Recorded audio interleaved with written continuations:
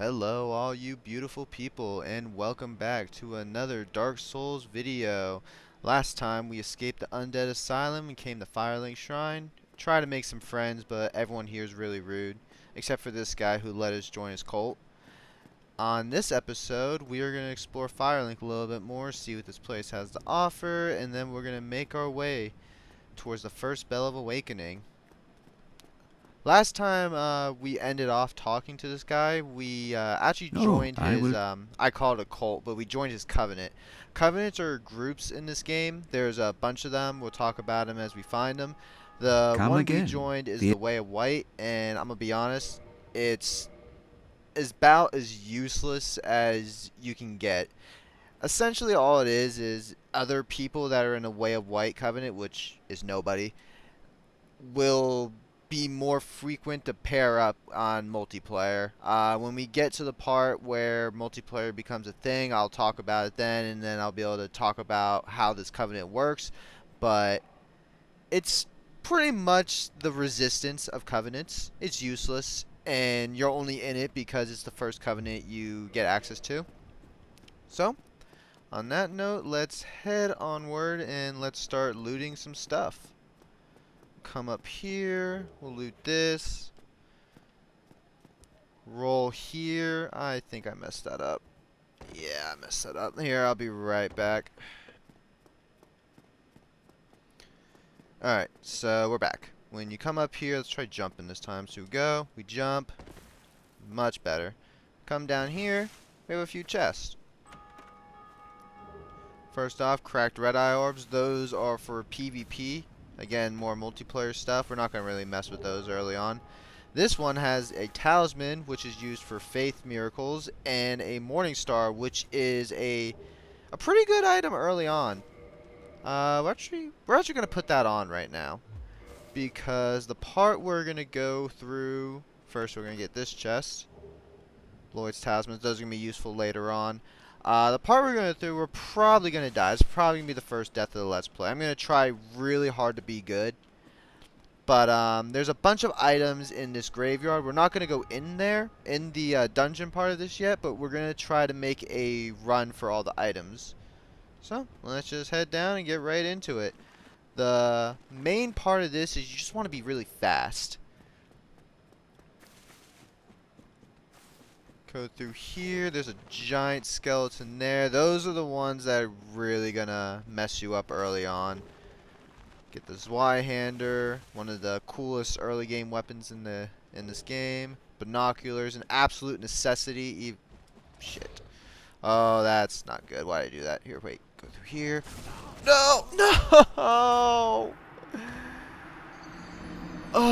that's the worst place to die to. Well, there's the first death. I guess now is a good time to show off what happens when you die. I'm cut back to when I get back kind of close to where I was.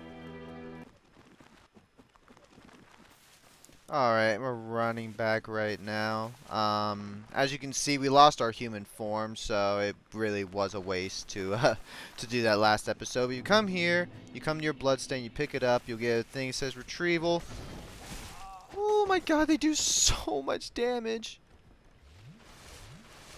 No, please stop.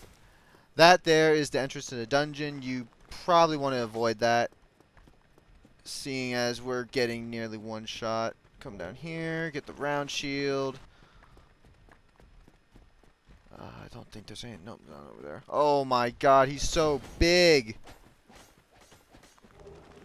Oh, how am I gonna do this? There was like 4 of them. Oh my god, we actually got away. Alright, so what we're gonna do, we're gonna book it to the bond. Actually, no, we're gonna be greedy and we're gonna go for this item first, and then we're gonna book it to the bonfire. If you rest at a bonfire, it resets all the enemies, or I guess respawns them too. So you'll. Oh, there's a little bit of lag. All these skeletons that are probably chasing us, if there still is any, will they'll go back to their spawn and they will leave us alone. So, with all that looted, actually, Yeah, let's head down here first. So before we go on our adventure, we got a very useful item, the Homeward Bone. This will teleport us back to the bonfire. And it's actually very useful coming up right here. So we're going to go through here. And we're going to take this elevator down. This is going to bring us to New Londo. This is another early area of the game. Again, I don't recommend you go through here because you will probably die over and over and over again. But there are a few items here that I want to get, and there is a certain someone I kind of just want to show off real quick. So we head over here, and a couple of people actually don't know about this guy. Hmm? Well, this is unusual. You haven't lost your head. And more importantly, you're free. How on earth? Well, I shouldn't pry. I'm Rickett of Vinheim. I was once an established smith, though. Look at me now. Can you believe it? Hmm? Have you? Oh no. Don't worry. I've no intention of escape. It's safe here. I can't bear the thought of going hollow out there. Although, I must admit, I've not much to occupy myself. How about this? I could forge your weapons, albeit with rather minimal tools. I'll show you what made me the best in Vinheim. So, this guy is the first blacksmith of the game. Unfortunately, you probably don't have any of the upgrade materials to actually utilize them right now, but if you did, you'd be able to upgrade your weapons. Upgrading your weapons will make them do more damage, and I don't think it does it right. Yeah, it doesn't really do it right here, but it will increase the scaling of your weapon. The scaling is how well your weapon will do based on your skills. So like this winged spear, for example, it has a C in dexterity, which means the higher our dex, the more damage it will do based on that. The club is an A in strength, so the more strength we have, the more damage it'll do based off of that stat. Also, this is the introduction to sorceries, so if you wanted to be a sorcerer, you can. We could literally buy the stuff and become a sorcerer right now, but we're not going to do that because we're not going to take that route. Being a sorcerer, though, is really overpowered. I wouldn't recommend it on the first playthrough because I feel like it ruins the experience of your first playthrough. But on a second playthrough, definitely do it. Sorceries are a lot of fun. We come down here, and we break this one. This is going to be an item. Transient Curse. We actually forgot something because I'm a little rusty at the game. That is the S-Talk. That is a pretty good early game dex weapon. And we're going to go through here. So basically what we're going to do right here is a suicide run. We're going to run through here, we're going to pick up an item really quick, and we're going to try to use our Homeward Bones to get out. Up here are ghosts. As you saw, we picked up some transient curses. We have to use those to damage these guys unless we have like 3 very specific weapons in the game. God, it's so sketch. Alright, got what we need, let's get out of here. That right there is a Firekeeper's Soul. It can be used for 2 things. One, you could use it and it'll give you 5 humanities in your counter, which is pretty useful for things later on in the game. Not really early, I would not recommend doing it. And 2, it is used to upgrade our Estus flask. So that that girl that kind of gave us the cold shoulder ghosted us. She is a Firekeeper and she will upgrade our flask. Still won't talk to us, but you know, she'll help us, so that's cool. Alright. And that's about everything we got to do early on. Let's use some of our soul items.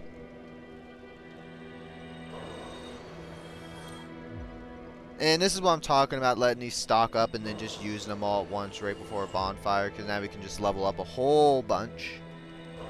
And hopefully, if I did my math right, we will have enough to get to, yep, 16 strength.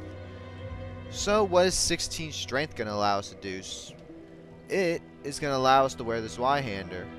But as you see, it saw there, it said, "Oh, but you're not strong enough to wield it. You need 24 strength to wield it." Well, we're gonna two-hand it.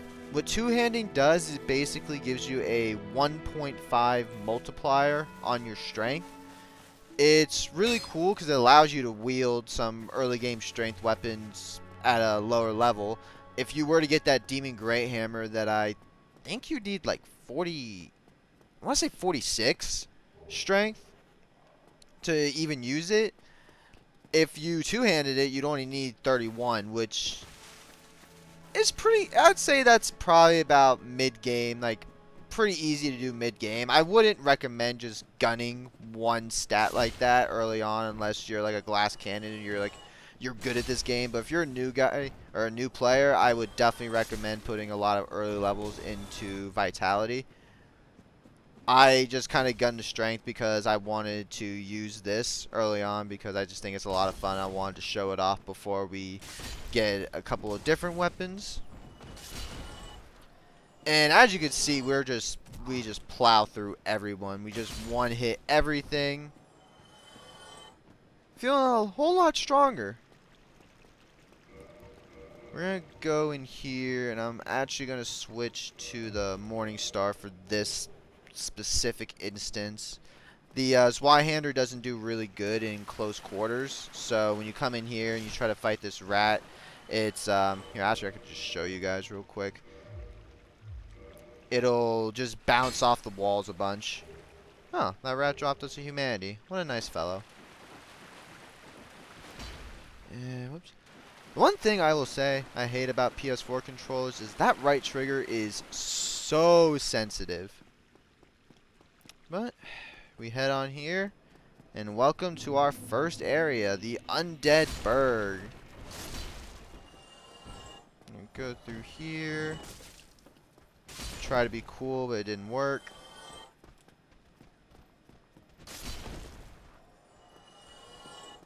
Come back here. Alright. I don't think there's anything. Yeah, there's nothing in here. So, you come over here, you'll see these barrels. Let me heal up before I do this. You can roll through these barrels, drop down here, you can get the soul. You can drop down here, and now you're in some little secret area. Probably should have switched out as Y-hander because this is really close, but ow. But I think we'll be fine. Exploration is really everything in this game. A lot of areas you wouldn't think exist actually do exist, and 9 times out of 10 it is worth going the way to explore these areas. Get a lot of really cool handy Okay. Get a lot of really cool handy items and a lot of soul items that will just really help level you up, help you buy some early game items from the shops. And yeah.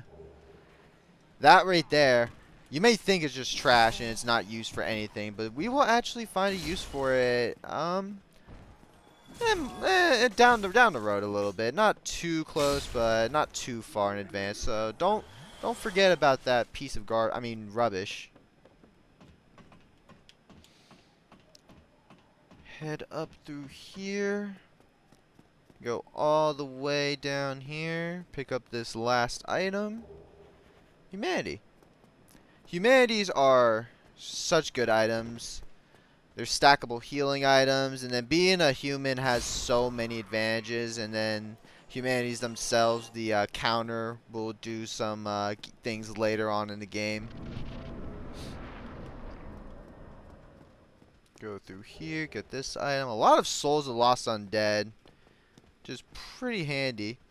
You're gonna get here, and you're gonna try to jump across this. If it's your first time playing, you're gonna try to jump across this. Take it from me, who spent an hour here, his first playthrough, before his friend kindly told him that you get to it later on through the area, to not waste your time, not waste your health, and not waste your sanity doing that, because it is not fun. We head up here, and we're met by a freaking dragon, of all things. Luckily, he didn't want anything to do with us, because I'm pretty sure he would rip me to shreds, burn me to a crisp, probably throw me off this little platform bridge thing. And yeah, I don't think I'd have a good time fighting a dragon right now. This sword definitely does make me feel a lot stronger, but I have no armor. I have no armor. I got a wooden shield. I got the best shield in the game though, so I guess we would be safe. Open this door. And scratch that. We just got an upgrade. Went from the plank shield to a finely furnished wooden shield. Alright, now where's that dragon? I'm ready to take him on. You go through here, you're going to meet these guys. These are spear guys. What you're supposed to do, you're supposed to kick them and then swing. But as you can see, my sword is massive. Which means I don't care about your little shield. I'm just going to go right through it. That is the advantage of strength weapons, is you can overpower shields. The disadvantage is, as you can see, it is very, very slow and easily countered. We come up here and we meet this guy. Well now, you seem to have your wits about you, hmm? Then you are a welcome customer. I trade for souls. Everything's for sale. This guy is, his official name is Undead Merchant. He sells a whole lot of really good things. Repair powder, repair our weapons. It's usually good to have like one of these. I'm not going to buy one right now because I don't have a lot of souls. Throwing knives, they're really cool. Fire bombs are really helpful. Lloyd's talismans, really helpful. Dried finger, that's for PvP. The orange guy in soapstone, we're going to buy it. We're probably never going to use it, but this is how you write messages on the ground. If you've you've probably noticed all those little orange messages on the ground. That's what that is. You come over here, you can get the residence key. We're done. Definitely buy that. And then you can get a repair box and a bottomless box. Bottomless box is basically a storage. You don't need this, but if you're someone who struggles with having a bunch of items in your inventory and you need to be organized, this can really be a helpful item for you. And a repair box, this will help you repair your weapons and armor. I haven't gone over this yet. Your armor and weapons, well, we don't have any armor, but our weapons have durability. When they get low, they will be at risk and they'll perform a little bit less good, and then they'll eventually break. We don't want to ever let that happen. It's pretty hard to actually get to that part, or that point. You'll probably maybe have to repair your weapon 3-4 times throughout the whole game, but it usually happens at the worst possible moments. Going on, he has a wide variety of early game weapons and a wide variety of shields. One shield in particular, the heater shield, is actually what one we're going to buy. It is the has 100% physical damage reduction. I think it's the first shield in the game, or up until this point in the game, that we can get that has 100%, which is, it's really good. You want one of these.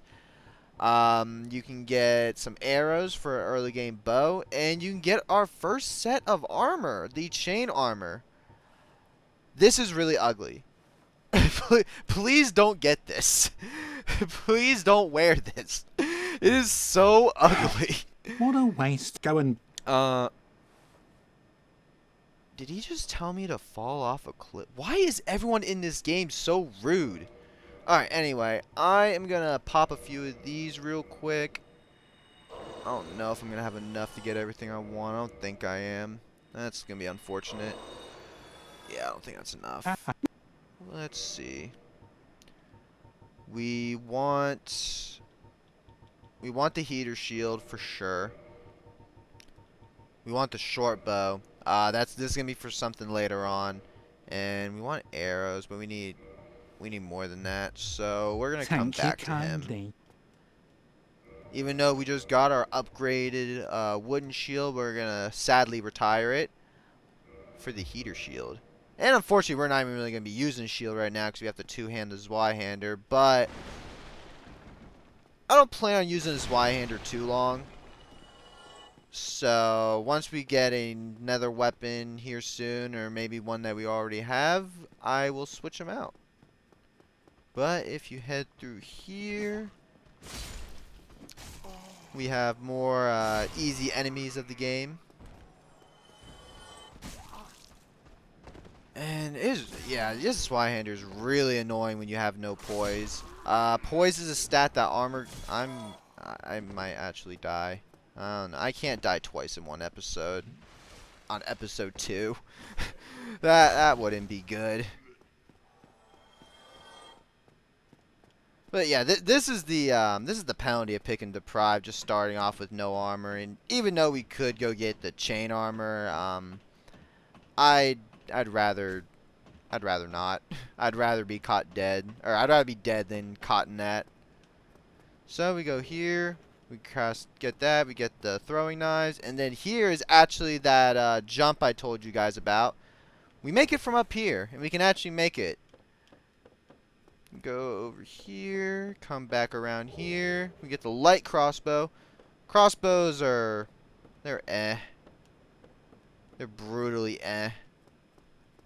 There is a crossbow actually later on that is really cool, but that is way later on. But I will definitely be showing that one because it gives crossbows a good name. It gives crossbows a really good name. Alright, so we're going to head up through here. And we're at a bonfire. And I want to take this time to discuss